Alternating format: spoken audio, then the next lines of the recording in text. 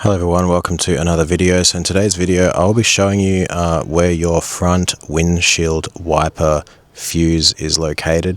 So if your windshield wipers aren't working, then it could very well be a fuse problem.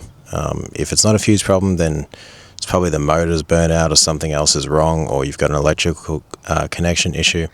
But first of all, first thing to always do is check your fuses.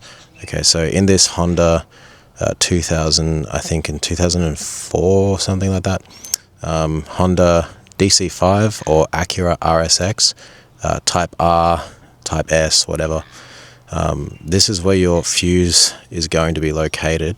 So guys, you just want to go ahead and pop your fuse box off. So you've got two screws here, and that'll just pull down.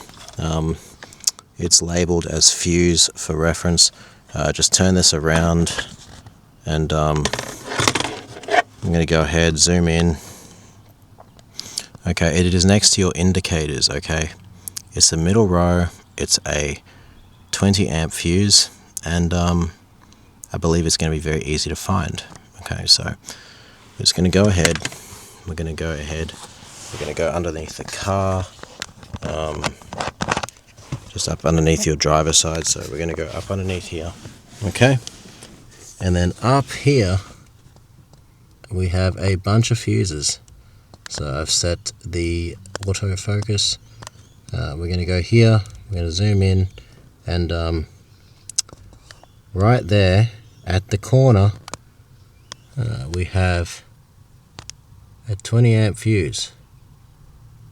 See that one there, right next to the brown one, next to the 7.5 amp? That is a fuse that you are looking for, guys.